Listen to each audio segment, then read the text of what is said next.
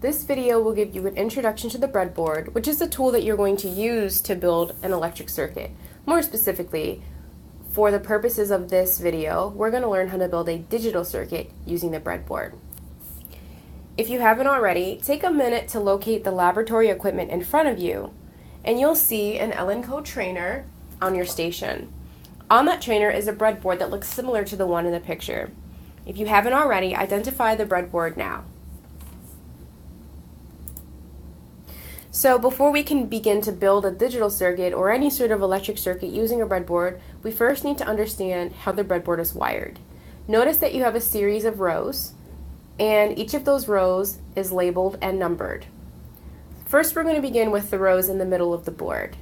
Notice on the diagram on the screen to the right, you'll see the rows are shown in green. Each row is linked together, so you'll see that there are 5 holes in a row, and all 5 holes are linked together. All that means is that you can use any hole in that row. It doesn't matter which one you pick. They're basically all the same connection point. Keep in mind though that rows do not cross the divider in the middle of the breadboard. So if you locate that divider in the middle of your breadboard, keep in mind that I cannot make a connection on the top side and have that connection be maintained on the bottom side. They are completely separate. But within the top or within the bottom, I can select any hole in a row. It doesn't matter which one I pick because they're all connected together. Also notice on the breadboard at the top and the bottom, you have a blue strip and a red strip. And this is both again at the top and the bottom. These are called the vertical bus strips. And the vertical buses work differently than the rows. Notice the diagram on the right. We'll begin with the first vertical bus at the very top of the breadboard. That one is shown in blue and is also identified by the negative sign on the physical breadboard. The minus sign indicates that this is the negative vertical bus, and with this vertical bus you can select any hole all the way along the row here. It doesn't matter which one you pick, they're all connected together. Same thing for the other blue vertical bus at the bottom of the breadboard. This is your other negative vertical bus. Again, the negative is noted with the minus sign here in the picture. And you can use any hole along this entire bus. It doesn't matter which one you pick, they're all connected together. You also have a positive vertical bus. That is shown with the plus sign right here. The positive vertical bus works the same way as the negative vertical bus in that you can select any hole along this row or any hole along this row. The entire bus is connected together. Keep in mind that the 2 buses, top and bottom, are separate. So I cannot connect something to the top bus and expect it to also be connected to the bottom bus. They are separate. When we build a circuit, we're always going to need 2 things, power and ground. Power supplies the current to the circuit, and ground gives it a path to return to where it began from. You're always going to need these 2 things to build a circuit. Whenever we supply power to a digital circuit, we're going to start by using the positive vertical bus. So power will always be connected here. Remember, it doesn't matter which bus you pick. You can pick the top or the bottom, but you have to pick at least one hole in either one of those buses. Ground will always be connected to the negative vertical bus, which is here or here. Again, it doesn't matter which one you pick, but you have to connect ground to one of the holes in either one of these vertical buses. The next thing that we need to understand before we wire a circuit are the pinout diagrams for each circuit or each chip that you're going to use. If you haven't already, pause this video and go to a lab assistant and ask the lab assistant for an Intro to Engineering lab kit. Once you have that kit, unpause the video and continue. Now that you have your kit, I want you to dump everything out on the desk in front of you and identify the 3 black chips that are in your kit. One of these chips will be what we're going to use for an inverter. Another chip will be what we use for the and another chip will be what we use for the or. So the first thing that I want you to do is try to read the part number on each one of those chips. One of those chips will have a part number that is the 74LS04. And that'll let you know that that's the inverter. Another one of your chips will be the 74LS08. That'll let you know that it's the AND gate. And the third chip will be a 74LS32, which will let you know that it's an OR gate. So take a minute right now to identify the part number. Now you may need to use the flashlight on your phone or a magnifying glass because part numbers are very small and hard to read. You also have to get the light to hit the part number just right in order to read it. If you're having any trouble, raise your hand and ask a lab assistant to help you.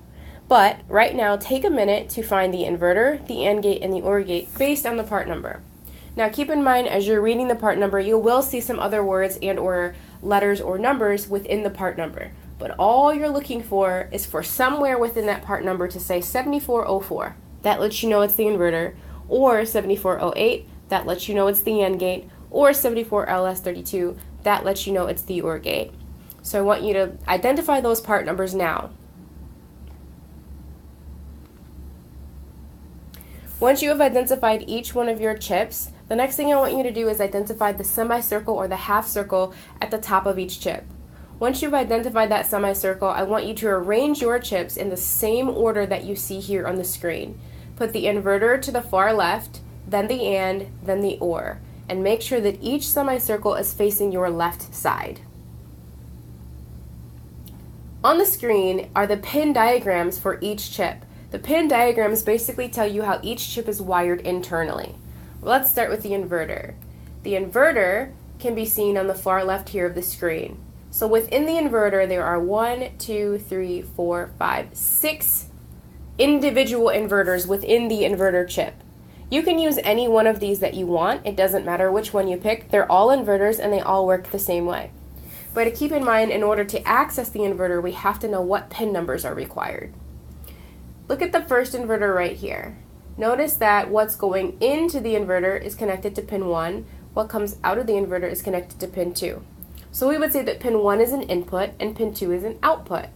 So if I wanted to invert something, I would send either 0 volts or 5 volts, a low or a high, to pin 1, and I'd be able to see the output of that inversion on pin 2. The same goes for all the other inverters on this chip.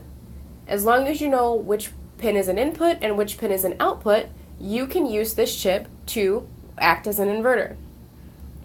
The other thing you'll notice on this chip are pins 7 and 14. Pin 7 is labeled GND, that stands for ground, and you'll have to connect pin 7 to your negative vertical bus in order for this chip to work.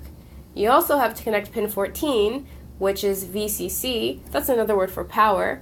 You'll have to connect VCC to your positive vertical bus in order for this chip to have power.